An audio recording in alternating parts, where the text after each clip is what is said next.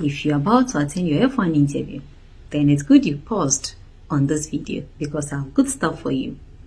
Before you scroll by, my name is Jifa.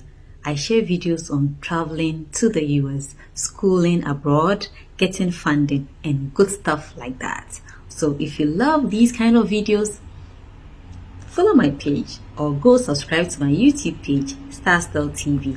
Okay? Alright, so let's get to it. Over the past couple of weeks, I have been talking to people who got their visas denied, maybe last year or a year ago, and they are trying again to apply for their visa, to attend their visa interview, and they are wondering if their visas will be approved or denied. I get very sad when people contact me and they've been denied once or twice already because there are things to do to get your visa approved, and if you do them right, you will be able to get your visa approved. I am a doctoral student at Temple University. I got my F1 visa from Mexico. I attended my first visa interview in Ghana for my J1 visa. So I have some experience to share with you, if only you wait to listen. Alright, so today I'm talking about things to do to prevent your visa from being denied. The first one is applying to the right schools. Okay, so somebody said, Jifa, I applied to a school, I gained admission and only realized that it's an online program. Like, really? How do you apply for an online program? There's no way you're going to get a visa for an online program. So first and foremost, in your application process for schools, ensure that the schools you're applying to are designated for in-person tuitions and are not online programs, or else you've just wasted your money and you're not going to get an I-20 for you to attend a visa interview. Secondly, you want to be sure that you have enough financial proof to show that you can take care of yourself during your program. People get their visas mostly denied because they do not have sufficient funds for their program. Let's be real. Most people apply for their F1 interviews without sufficient funds in their account. People pick other people's bank statements, total strangers, and want to use that for the application process. Your visa is going to be denied. Okay, so I've spoken extensively about how to get funding for your graduate school program. If you're really passionate about pursuing graduate studies and you don't have the financial means, but you are very good, you've got good experience and background, go watch my videos that talk about how to get funding for grad school. But in this video today, we are talking about people who have gained admission and are wondering how to get their visas approved. Maybe you gain admission without funding and you want to use a relative's bank statement because they are willing to sponsor you or to support you. Fair enough, but ensure that you have a sponsorship letter attached to your application. Let that relative write a letter of support for you to attend your interview with. Also show proof of relationship with this person. Who is this person to you? How are you related to them? Have they sponsored you in the past? Do you have any evidence to show that you've had any transaction with them? They've paid your fees in the past, they've supported you financially, and you have receipts and anything to show that these people are in a position to help you. Take that along. Also, ensure that if you're using this person's bank statement, the amount of money they have in that account, your funding is not going to take more than half of that money. Sometimes people use bank statements in which when the people pay their fees, their account will virtually be empty. So how do you expect these people to cater for themselves if they are using their funds to pay all your fees for you? You could get 2 or 3 relatives who are ready to sponsor you to give you bank statement. You don't have to use just one bank statement for your application. You should also have saved up some money in your personal account. It would go a long way to show that you've made some preparation towards graduate studies. Okay, the next point I'm going to talk about is proof of home ties. That is our next point. Okay, you have to be able to show to the consular officer that you intend to go back home after your program. Okay, so you can prove home ties by showing relationship with your your spouse through marriage? Do you have children? Do you have a job offer letter? Do you have any properties? Do you have a business? These are things you can use to show home ties. And also, in answering questions at the consulate, ensure that you always remember to add your plans of going back home. What do you plan to do after your program? Okay, do you have a foundation? Do you have an NGO you're partnering with? Do you have a job offer, a position that would help you to be promoted after your master's or graduate studies waiting for you back home? All these could be evidence of proof of home ties. So take your marriage certificate along, take pictures of your kids if you have any along, take your business certificate if you have one, take your job offer letters if you have one. These are things you can use to prove home ties. And always remember to add in your responses to questions that I hope to pursue this program to improve my skills in ABCD and then go back to my country to do XYZ. So ensure that you have a clear-cut plan of how you're going to go back to get back to your community. Okay, the next point I'll talk about is clear study plan. What program are you going to study? All right, do you know your course advisor? Are you familiar with the program curriculum? Some people have been asked about their curriculums.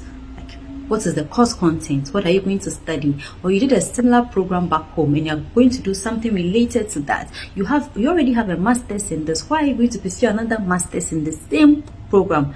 So knowing the curriculum and the content could actually help you prove to the visa officer that this is the reason why I want to pursue this program. Also, you have a designated visa who is going to receive you in the US. You don't know anybody. You should have clear answers. You should have answers that show exactly what you'll be doing when you land, where you are going to live. You may not have rented a place, but you have an idea, the properties and apartments around. Just go online, Zillow online, just Google the address of your school and add rentals near this address, and then you'll see a couple of apartments. You could list some of them down that you think fall within your range or your budget and say that, okay, I've made contact with this landlord, I've made contact with this rental property, and after I get to the US, I'm going to follow up and see the place and then possibly make payments for it. So have a clear-cut plan of your study journey, the program you are going to study. So somebody, let me give this instance. Ensure that the program you are going to study, you have background and experience in that program. So for instance, you have a degree already in nursing, but you chose to go and do agric or economics. All right, you should be able to prove to the visa officer why you have a background in nursing, but now you want to do agric or economics. All right, maybe you finish your nursing program, you are no longer interested in it. You've done partners, you've done internships in an agric institution or in an institution that's into economics, and now you are passionate about that. You've taken a few online courses on Udemy, Coursera, and you are now building a trajectory for yourself in economics. Let there be a clear-cut relationship between what you've already done and what you are coming to do.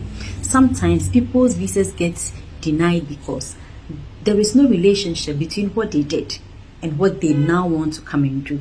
So ensure that you're able to prove beyond reasonable doubt that this is what you want to study. The last point I'd like to talk about, it's being confident. Okay, you should wear confidence like a garment. Okay, visa officers are able to pick people who are not being truthful.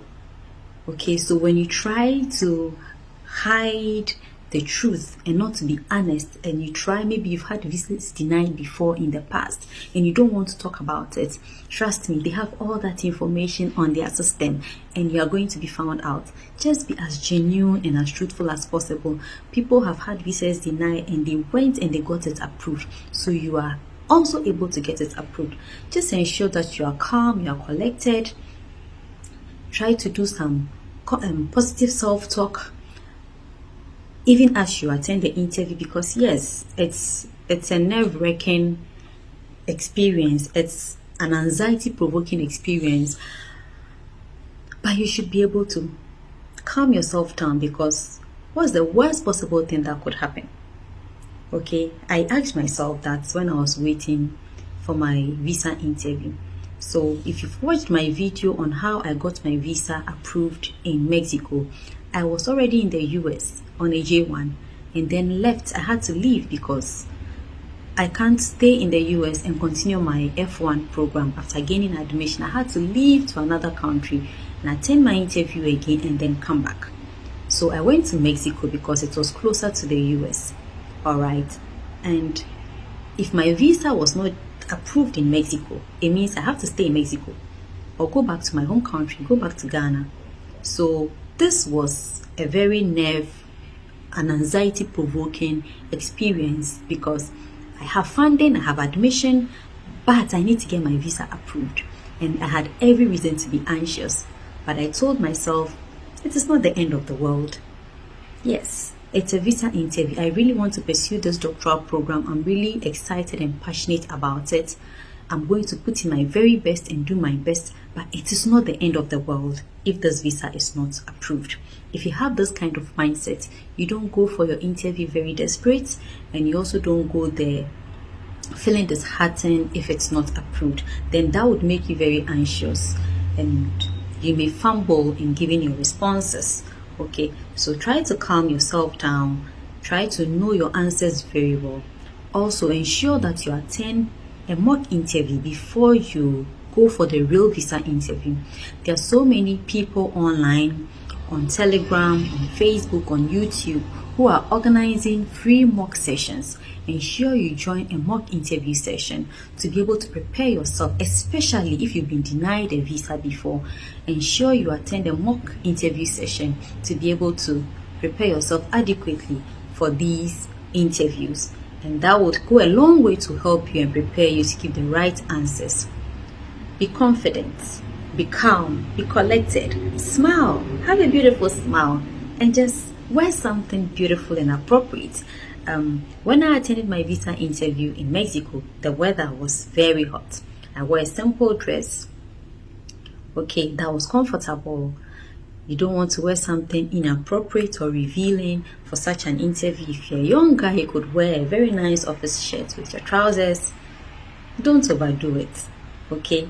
But just wear something you're comfortable with and attend that interview with a positive mindset that your visa is going to be approved and you are going to be in grad school in fall. All right, before I bring my session to an end today, I'd like to say that